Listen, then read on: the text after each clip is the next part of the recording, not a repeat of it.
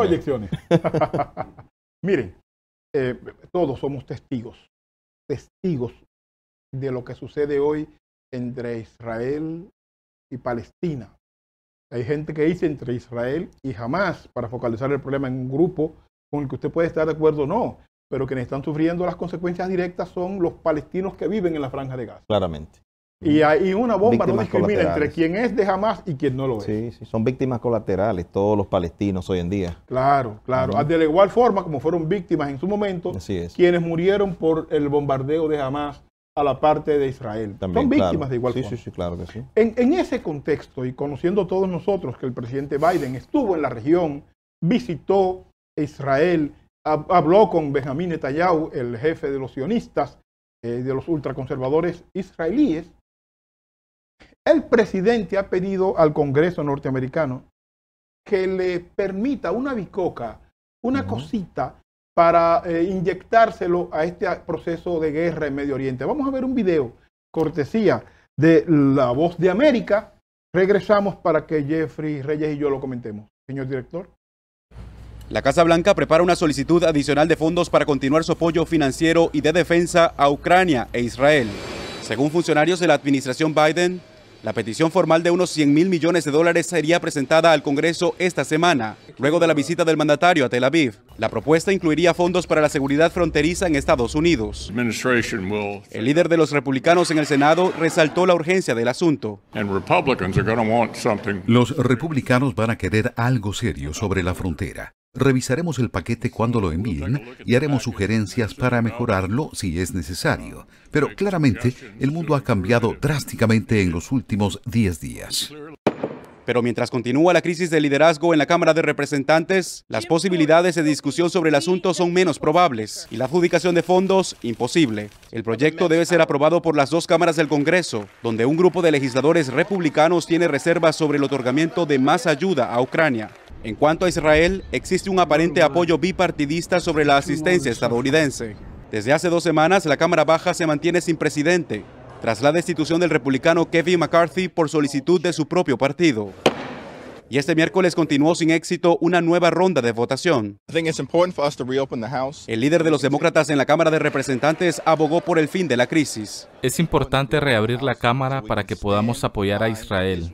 Es importante reabrir la Cámara para que podamos financiar plenamente el esfuerzo de los ucranianos que han luchado valientemente contra la agresión rusa. Además de las ayudas internacionales, el Congreso tiene pendiente la aprobación del presupuesto nacional antes del 17 de noviembre para evitar un cese de las funciones del gobierno federal, lo que dejaría a unos 4 millones de empleados públicos sin salario. Jorge Agobián, Voz de América. Bueno, señores, agradecer a Voz de América por permitirnos utilizar su audiovisual. Jeffrey, sí. Estamos otra vez, el gobierno norteamericano, como partida en esta guerra. Correcto. Y está ofreciéndole en estos 100 mil millones de dólares que está pidiéndole al Congreso. 100 mil millones de dólares. Claro. De ese dinero, 61.400 millones son para Ucrania, y 14.300 millones serían para Israel en esta primera etapa. Una menor partida, efectivamente, claro. Sí. Pero fíjate cómo para el asunto de guerra en Medio Oriente o el asunto de la guerra en Europa del Este, en este caso con Ucrania, sí, aparece con cierta rapidez 100 mil millones de dólares, pero no aparece un dólar para Haití. Bueno, efectivamente, tú sabes, Samuel, que estamos en un periodo de guerra, ¿verdad? En esta latitud del planeta. Estados Unidos es un socio de una de las partes en conflicto. Cuando hablamos de Israel, ¿verdad? Es un socio, ¿verdad? Sí, y que evidentemente nunca lo ha ocultado, sino que son relaciones que siempre se han mantenido. Entonces, ahora bien, Samuel, no, y la influencia de Israel, sí, y de los judíos en todos los medios de comunicación de poder en Estados Unidos, sí, en la banca norteamericana, claramente, en el Congreso norteamericano, en los ayuntamientos de Estados Unidos, la presencia y el poder, sí, de los judíos sionistas en, claro, Estados Unidos es indiscutible. Es así, pero cuando tú haces énfasis en esta cantidad, 100 mil millones de dólares, te doy razón, y es por el hecho de que evidentemente, y tú con conocimiento de causa con relación a lo que significa el tema impositivo, estamos hablando de que los contribuyentes tendrán que prepararse para que evidentemente ahora se le debite de, ¿verdad?, de las reservas federales 100.000 millones de dólares que ellos evidentemente estarían pagando posteriormente. Y se paga, eso tiene un costo económico. Ahora, hay un componente también electoral en todo esto. Recuerda, Samuel, que el próximo año estamos ya en la carrera por la presidencia de Estados Unidos de América. Y hay que ver qué tanto esto puede afectar las aspiraciones reeleccionistas del presidente Biden.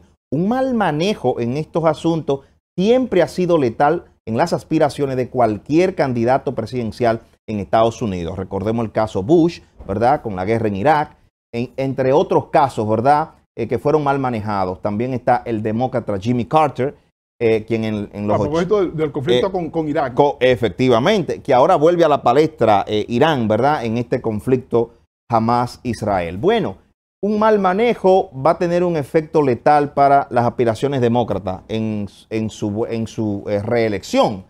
Entonces, hay que ver, ¿verdad? Ahora me preocupa el tema por el asunto de los contribuyentes, porque cada préstamo es un dinero que va a afectar al contribuyente. Y evidentemente que estamos hablando de que se le está sirviendo la mesa a los industriales de las armas de fuego. O sea, estos son dineros que van evidentemente a ser destinados para el pago de contratos en asuntos armamentísticos, Samuel. Y es ahí donde está el detalle, ¿verdad? A la industria de la guerra. No, claro que sí. Aquí se está sirviendo la mesa para que los industriales y todos quienes componen ese aparato que en alguna ocasión Juan Bosch calificó como el pentagonismo. Fase superior del imperio. Efectivamente, se sirva con la cuchara grande, ¿verdad? Y hay que ver entonces cómo el contribuyente puede digerir todo lo que está pasando ahora. Finalmente, Samuel, ¿cómo no? Hay un componente adicional que es el político. Y es lo que está pasando en la Cámara de Representantes. Tú me corregirás, pero me parece que al no tener un presidente, la Cámara de Representantes, que el que está ahora es McHenry y es pro tempore, no se pueden aprobar nuevos préstamos o este tipo de préstamos. Bueno, realmente no es un préstamo, no, es del Fondo General del país. Esos fondos son especializados para casos de emergencia poder darle uso inmediato. Ok, pues entonces serían estas erogaciones de fondos. Estas erogaciones de fondos. No me queda claro si se va a poder, si esto va a afectar en la agilización de la aprobación de esta erogación de fondos, Samuel, pero evidentemente está el tema político con el que se está lidiando en la Cámara de Representantes. Mira, una de las cosas que yo admiro mucho de Estados Unidos es que cuando el presidente anuncia algo es porque ya le buscaron la salida. Entonces, estoy seguro que tanto Casablanca como las dos cámaras,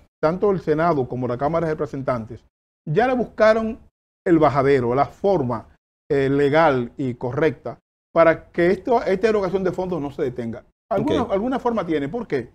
Porque una de las cosas que más se cuida en Estados Unidos es la imagen presidencial. Claro. Es que cuando el presidente dé su palabra en algo internacional como esto, no quede mal, porque sería como que el país entero quedara en ridículo. Correcto. Se cuidan mucho las formas, lo que indica que cuando el presidente se aventuró, primero, a ir a Israel, y segundo, a anunciar la solicitud de estos 100.000 millones de dólares, es porque definitivamente la parte mecánica de cómo iba a operar, cómo se va a sacar este dinero, ya la tenían resuelta. Tú mencionabas el caso de Haití. Claro. Por alguna razón, tú lo estabas adhiriendo al comentario sobre este tema y tú decías que cómo es posible que se pidan erogaciones de fondos de esta magnitud para lidiar con los conflictos en Medio Oriente y con relación a Haití no se pida absolutamente nada. Absolutamente nada. Las realidades yo la veo distintas, ¿verdad? Porque el tema de Haití, estamos hablando de un gobierno que tiene que estar enfrentando la libre determinación que ejercen las bandas de criminales, inclusive algunas de ellas con líderes muy determinados que hasta dan ruedas de prensa. Eso es increíble, ¿verdad? Entonces, parece que ahora hay una misión de la OEA, incluso visitando la frontera dominico-haitiana, que muestra ante la opinión pública que la comunidad internacional, al menos la bilateral, está tomando partido en esto, a raíz también del conflicto con relación al canal, el cierre de la frontera, Haití queda como una especie de víctima, que para nada lo es, pero que evidentemente hay una situación donde Estados Unidos no se ha mostrado enérgicamente participativo, para nada, al menos no de frente y con erogaciones de fondos. Porque ya también en términos de inmigración le aprobaron a ellos la facilidad del asilo, ¿verdad? A los inmigrantes haitianos que pueden llegar hasta aquí y de una u otra manera es como brindar una mano amiga. Pero, Samuel, con razón, tú lo destacas y evidentemente no se van a erogar fondos, ¿no? Para Haití. Yo tampoco lo veo necesario. No, claro. yo creo que es urgente. Ahora, bueno, ¿cuál es mi punto de vista? Tomás, ya casi nos vamos. ¿Cuál es mi punto de vista aquí? Las Naciones Unidas, que ha estado intentando conocer de fondo el problema haitiano, ha dicho en estos días que las bandas haitianas que reciben armas y dinero del expresidente Martelly, de algunos senadores y congresistas o excongresistas haitianos, y que las armas, muchas de ellas le llegan desde la Florida. Si Naciones Unidas dice oficialmente eso esta semana, ¿por qué Estados Unidos no detiene a Martelly, que vive en Miami? Vive en Miami, claro. Lo investiga para que explique cuál es su relación con las bandas criminales haitianas y por qué tienen ellos el tupé de aparecer en prensa nacional, en rueda de prensa, como que son Robin Hoods haitianos, cuando son simplemente criminales.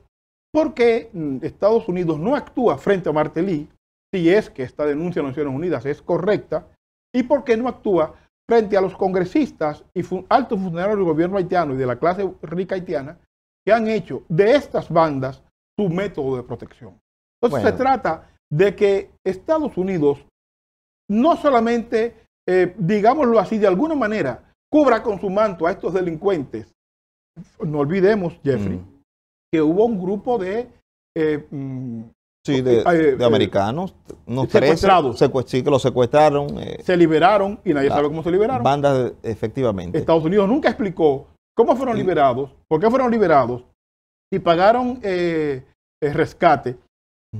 Y entonces, son de las Eso nunca se explicó. Son de las cosas que a veces yo le cuestiono a Estados Unidos, porque lo de Martelly y lo de esas bandas criminales sencillamente es investigarlo con facilidad para darse cuenta qué está pasando ahí. Pero Jeffrey, nos están diciendo que vayamos a una pausa. ¿Qué tú crees? Bueno. ¿Ya regresamos con proyecciones?